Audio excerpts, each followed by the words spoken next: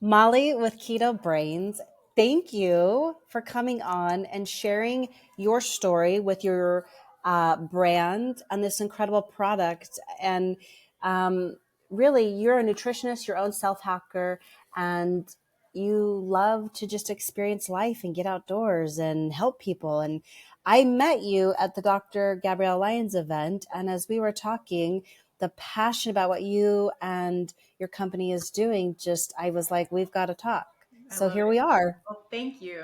I appreciate it. It's an amazing space to be in, irrespective of where you're coming from on your health journey. There's something to learn. There's something that's going to make you feel better.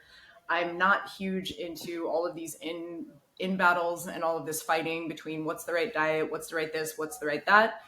I have my opinions, but I think anyone who's trying to improve their health, we should be there for them and empower whatever those decisions are. And the Gabrielle Lyon event was amazing, and it's just always phenomenal to be around people who are just trying to be better, whatever flavor of better that is. So thank you. I love that. And I agree. We pinhole ourselves into being a diet or a genre, or it's like saying you can't be a bodybuilder and then do CrossFit or vice versa. Like it just makes it fun. However, you really do have to eat keto brains or you're kind of in the Well, uncool kids yeah, like I club. said, I have my strong opinions. You are welcome to make whatever choice you want in the realm of nootropics, but Keto Brainz came out of my now 23 years in this like wellness space, and that word Yes, wellness. so let's start there. Yeah. What brought the idea that all of a sudden you're going to make this product? So again, 22 years in the industry. I was a fat kid. I was an obese teenager, had eating disorders forever. I'm like 24 years out of that. I found keto, I would say about 6 years ago now, listening to a podcast with Dom D'Agostino, of course, and Yeah. it just made the most sense evolutionarily to fat adapt, to experience what it was to be running on ketones versus glucose. So I was almost, immediately obsessed. I wanted to feel this ketosis thing right now. So I removed all carbohydrates and, was acaloric and pretty much just ate cheese and sour cream for 3 days. And I was very keto about 3 days in because at the time I was doing long trail runs. I was not doing CrossFit and weightlifting. So I was already burning a lot of calories. I was already in that acaloric state. And that was phenomenal. So then, you go down the rabbit hole of, okay, what fun tools are there to play with? So like most people, you end up, you discover Dave Asprey's C8 MCT oil, you do that, you get through the gut discomfort and you keep using it. Then you discover a couple tools. Well, because you're wanting to make you feel so good. So why not feel good and continue this lifestyle? And that it's that further optimization that I find Yeah. is, yeah. So I find this with a lot of people, irrespective of what it is, whether it could be vegan, it could be carnivore, it could be, you name the dietary ideology. One, if you're committing for the first time in your life to doing something for you and you stick with it, you're going to feel better. I don't care what dietary ideology it is. If you have finally committed to doing something for yourself and you've stuck to it, one, you're going to feel good. And that opens this door, in my opinion, to getting curious about what else might make me feel better. Maybe you lost 200 Yeah. pounds on keto. You felt better than you've ever felt. Well, what might it feel like to pick up a weight? What would CrossFit maybe feel like? I've never used supplements. Where do I start? So it's, again, everyone's starting point being different. Even with me having spent, the majority of my life in this space, there's still always something new. There's something to be curious about. There's something to be excited about. And, I'm no different than the rest of the people who get curious. So I dove down that rabbit hole. And for me, my coffee had already become a delivery device for everything else that I wanted, right? And 20 years in the industry, I knew what I wanted to feel. I knew what supplements and what doses I wanted for X, Y, or Z to start my day, to get through the middle part of the day. And Keto Brainz really came about because I'd say about a year in, I had switched to MCT powder, and I was making, my coffee every morning with my MCT powder, had already nixed the oil, and I was adding supplements to my coffee every morning and sharing this with people in my life. And they loved it. They loved it. They said it felt amazing and that it should be a product. And I was 1,000% no. Like, I come from that industry. I want nothing to do with creating a product. I want nothing to do with that entire realm, because it's the realm I lived in. And I knew how difficult it was to build a brand. I knew how difficult it was for small companies to gain shelf space. But fortunately, my brother, who's the other half of the company, pushed, and we ended up doing it. So now why these ingredients? So there are so many products out there that have either everything but the kitchen sink in very small amounts, that a fairy dusting of everything, so that in your marketing and on your label you can say, yes, we have that, we have that, we have that, and this item does this and this item does this. Well, these nutraceuticals that we choose to ingest need to be in certain amounts, and they need to be of a certain quality for you to actually gain the benefits of these ingredients. So what we were aiming for was something that would nourish and protect the brain in the long term, but something that you would also feel for many people immediately, but not cause jitters. I've used many nootropics, many pre-workouts. I've used all of the synthetic nootropics. I love all the ketones. All the ketones hit differently. I don't want someone to feel jittery when they take this product. I want them to feel focused and clear and calm. So we have alpha GPC. Alpha GPC is one of the best forms of choline for increasing acetylcholine. And acetylcholine is the molecule of focus. It's our neuromodulator of focus. So with alpha GPC, we are giving the brain a form of choline that readily crosses the blood-brain barrier so that we can increase acetylcholine. So we want to be focused. And then we have L-theanine. L-theanine crosses the blood-brain barrier. This is helping us improve alpha brain waves. This is, I apologize. I'm going to shut my door. You're fine. All good.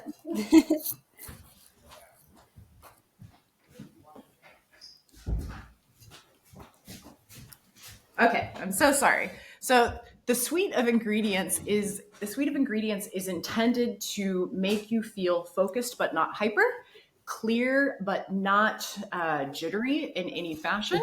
And it's intended to be a tool to be used not just in the morning, but throughout the day, depending on what your days look like. You can use it as a pre-workout. You can use it midday if you've got long days. So you can use your product as a pre-workout? Mm-hmm.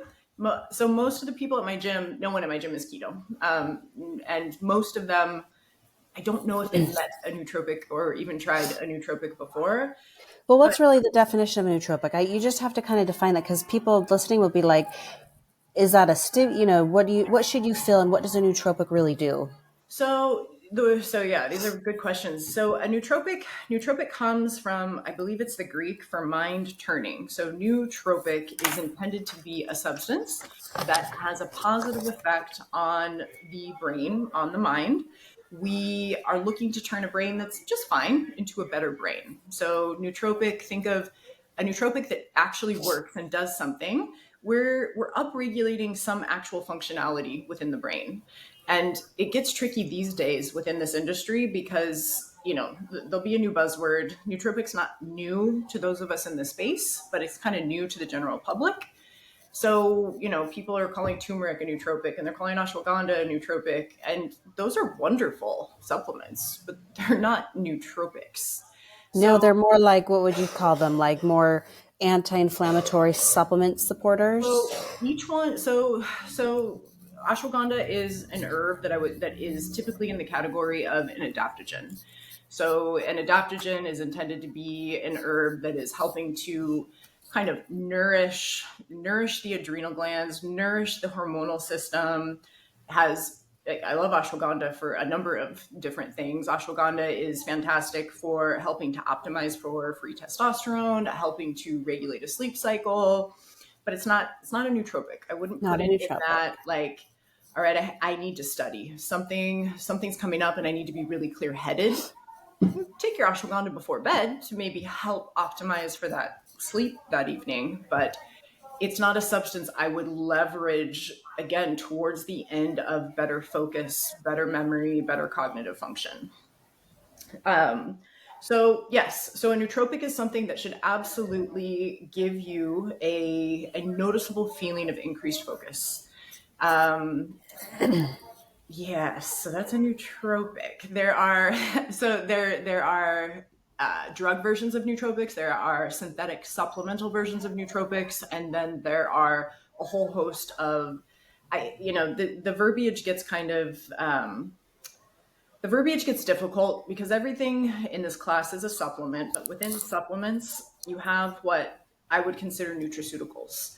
So with a supplement, you're supplementing something you're not getting. Like quite literally, what is it to supplement, right? You Yeah. supplement protein when you're not eating enough protein. You supplement vitamin D when you're not getting enough sun.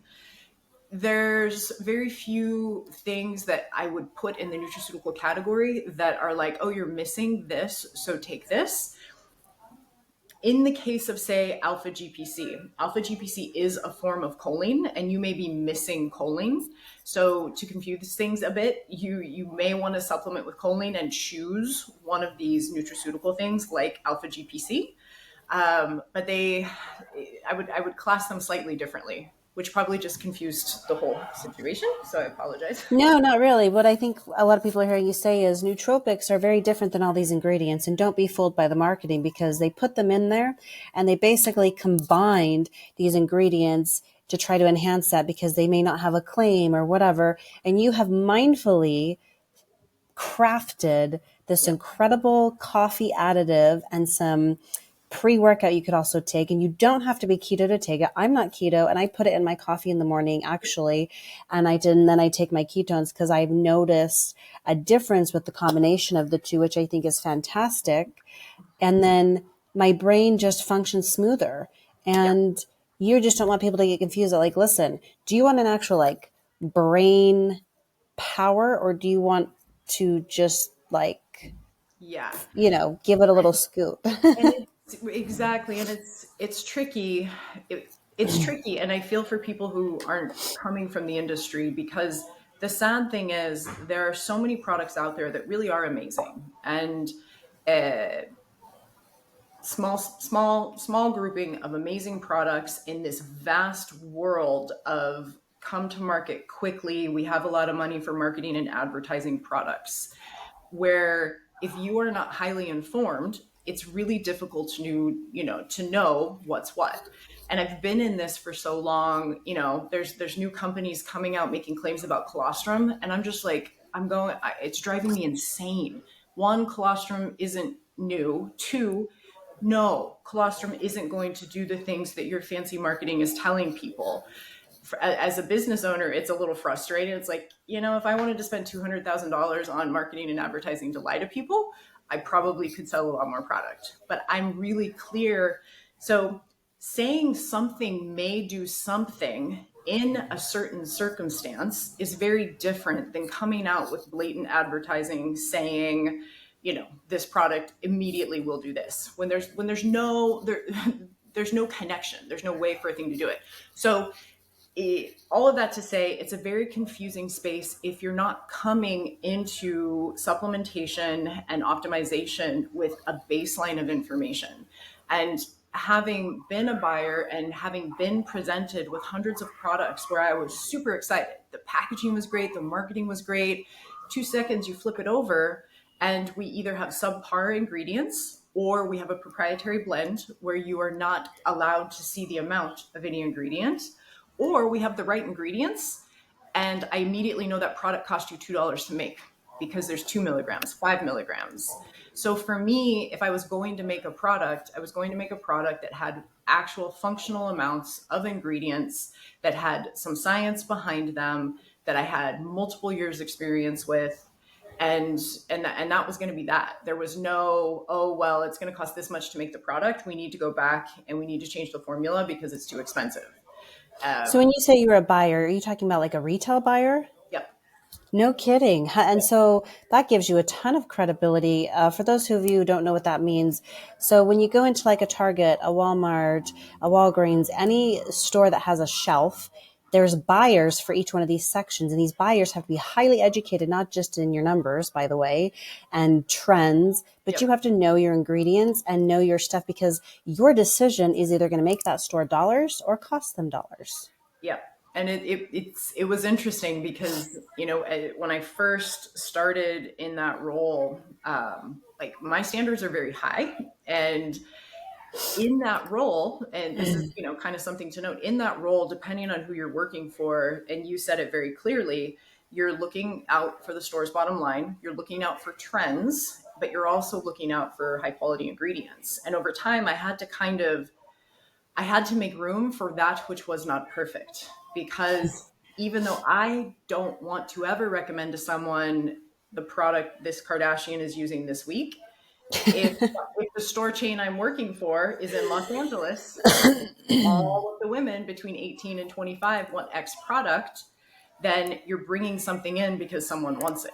And that was one of the difficult parts of the job, honestly, was, the slice of products, I kind of became known as, well, not as a bad thing, but like, the product needed to be good. The product needed to be good. Your marketing wasn't going to convince me. Your ad dollars weren't going to convince me. Your product needed to be great. If your product was great, then I felt like I could comfortably get it into the hands of the people who were going to then educate about the product and sell the product.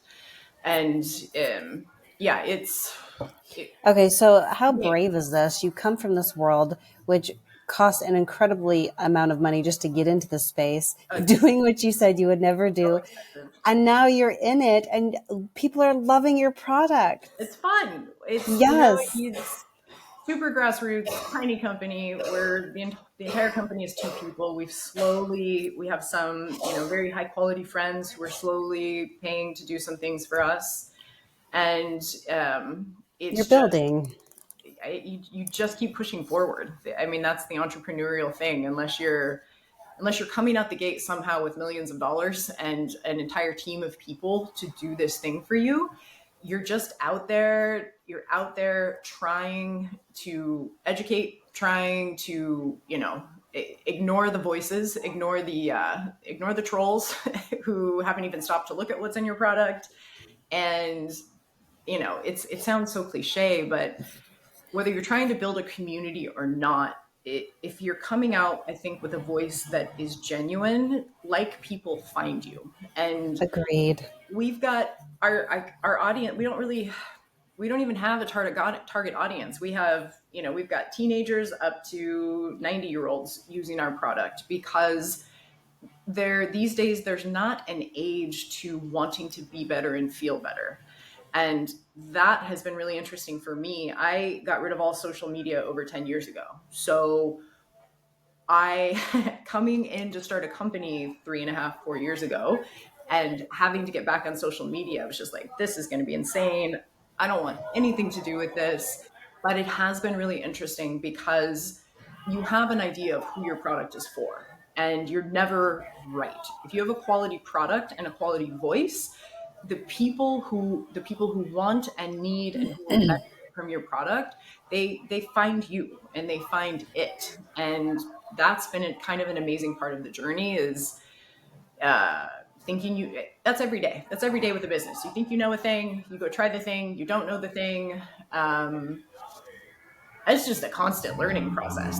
It's owning a business is definitely not like, you kind of need the goggins up if you want to have a business. That's it. Like, Oh, entrepreneurship is not for the faint of heart, but I guess you choose your hard, right? You go to a 9 to 5, you're held accountable, which is really funny. So I come from the entrepreneur world. Like, this is my first job in 18 years. And it was not speaking of the company, but it's more of like the mindsets in the corporate space. oh Does yeah, that make sense? So oh it's yeah. like, here, I make my own schedule. I do all the things. I'm just lucky the company I happen to be with, I can still carry my entrepreneurial things and be outspoken and But I notice in other companies, it's not that way. No. Like it's 9 to 5.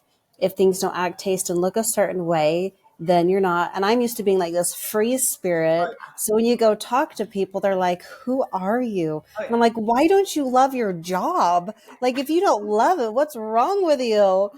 But I It's think you just don't know till you know. And it's a mindset of like, we have to live this way or it has to be this way. And there's so much fear about what you've been able to do, right? yep. You're literally looking over the cliff and you're like, I'm going to make a product and put all this money. And that's the faith of entrepreneurship, is trusting that it turns into something with all of your money, Yep. your time. Because at the end of the day, what if nobody bought it?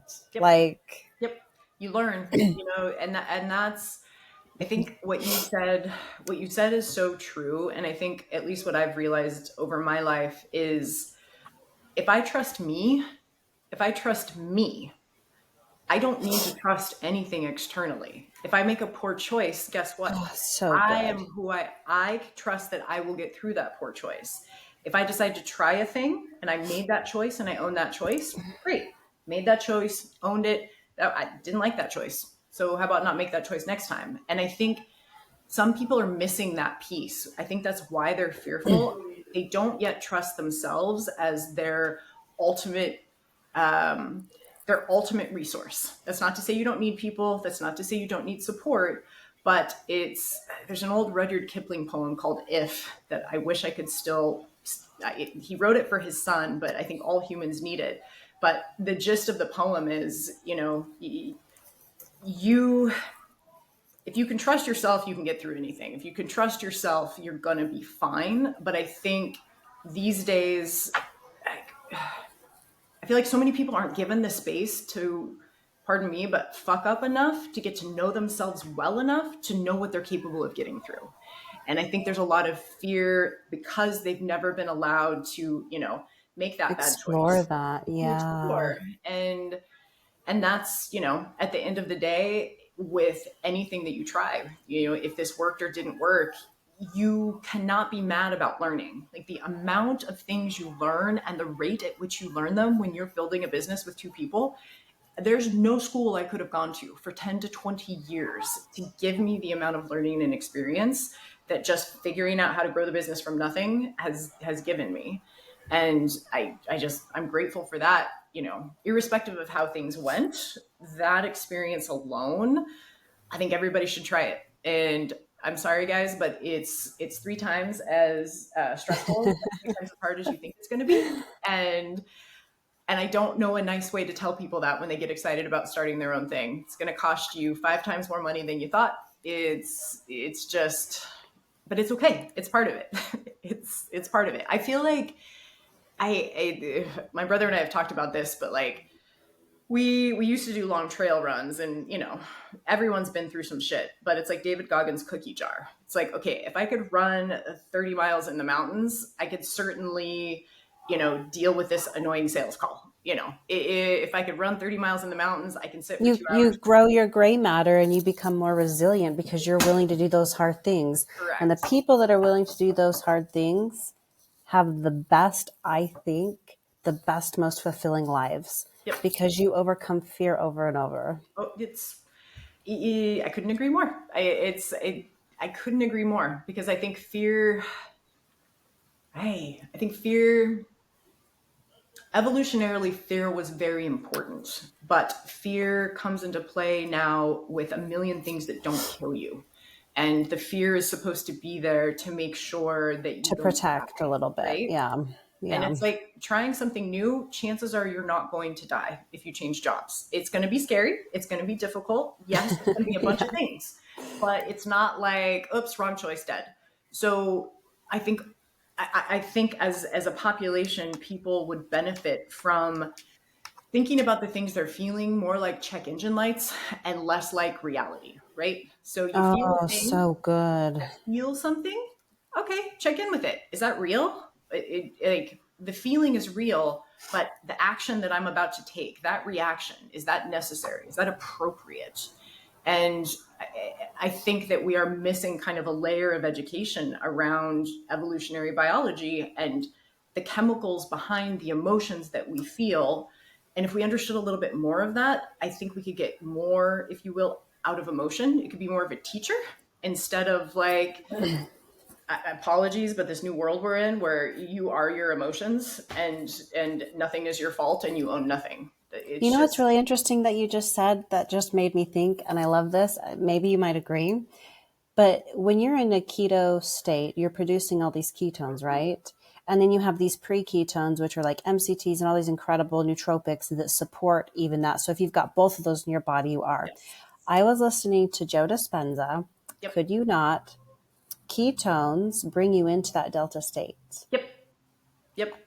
So if you can get into that delta state and have a self-awareness, you said it perfectly. Get to know yourself and your emotions and stop making your shit about everybody else. Because at So the end of the day, it's your choices. So get your brain right. So this is why our, our tagline, if you will, is not a tagline. To me, it's a battle cry. Change your brain, change your life is not Yeah. something that came out of a marketing team. It is how I move through life. Feel a thing, do a thing, ingest it, figure out what's the right choice to make. Like change your brain, change your life. You can't, it's like giving your car a paint job without fixing the engine if it's broken down, right? Yeah. You have to deal with the inside. And to what you said about ketones, when ketosis first hit, the thing that was most amazing to me was there is nothing that feels like a brain high on ketones. There is nothing, there is no nootropic, there's no substance that makes you feel the way ketones feel when you're 1.5 to 3 millimole, and then in the beginning when you're at like 4 and 5. It's insane. And what Kyle and I found, and which was really funny, we'd get into deep ketosis. That's why it's called Keto Brainz. Like the way your brain feels when you're on ketones, like the two of us get together and we're just like this. Kyle's starting businesses left and right and taking on responsibilities.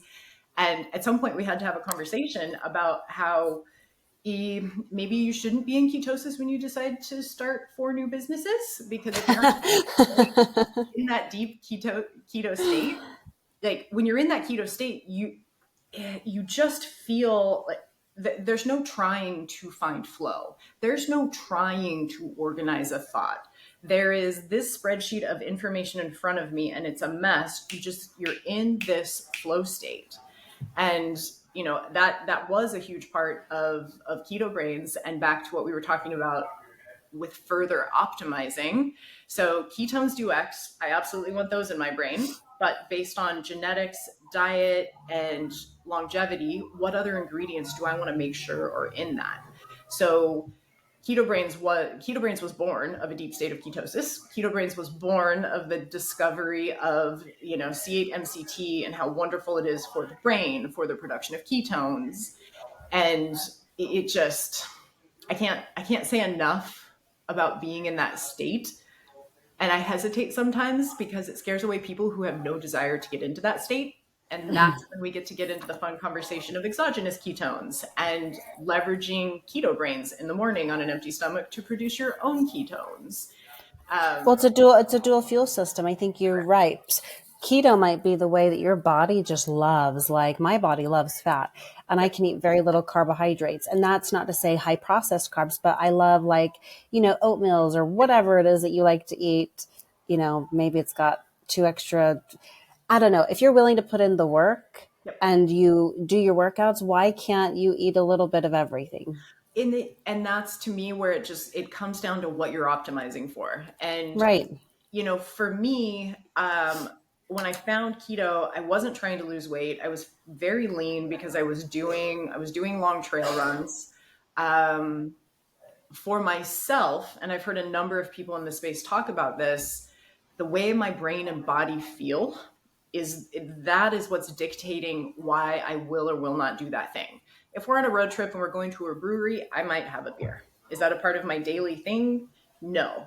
And it's not because I'm afraid of carbohydrates. It's not because I think that you shouldn't eat them. It's not because I think that they're inherently bad. It's because for myself, I'm clear on what dietary patterns feel best for me. And every time I succeed, because they've asked, at getting someone excited about trying out the ketogenic state and fat adapting, so they have that secondary fuel substrate. Um, it's it's so difficult to get them to understand that depending on where you're at and depending on your level of physical activity, and especially if you're an athlete, there's an adaptation period that's going to be hard for you. When I first fat adapted a 10 to 14 mile mountain trail run, I felt amazing. My muscles were like, no, no, we'll do 2 miles. That was a little psychologically difficult, but I felt so good in every other way. And I had read and listened to all of the information about fat adaptation and the time period necessary to get your muscles to run on the other fuel source. I stuck with it. But getting other people to consider doing that it's difficult. Um, and getting them to understand, like, the game in my mind would be, I would love for everyone to get fat adapted so they have the machinery to produce ketones on board. Now you have a secondary fuel substrate to tap into. And you don't have to be in ketosis all the time. It's a tool to leverage. Nootropics are a tool to leverage. Exogenous ketones are a tool to leverage.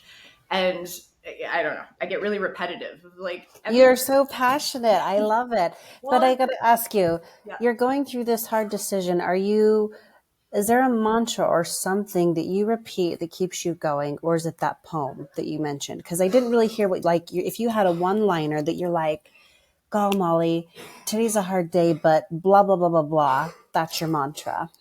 I think I used to have a lot of them. And I think if you actually have them for a long period of time, you don't use them anymore.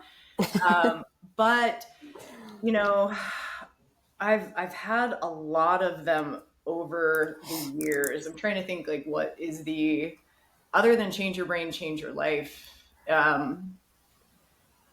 It's if you're if you're feeling something that you don't want to feel, fucking fix it or leave it alone. Can you fix the thing you don't want? Is there a choice you can make to change how you're feeling? Make that choice. If there's not a choice, sit with it, deal with it. Like, I don't want to be in California, but guess what? Right now I'm in California. So am I going to be sad about it every day until I get out of California? No. It's not time to make that choice yet. So I and honestly, at the core, it's, life is really damn short. How difficult is it for you to get up and go do that workout you don't want to do? Life is really short. We are not here. We are hardly here. Are you really going to let X make you feel anything? Are you really going to give that person, that job, that political system, that X, Y, and Z?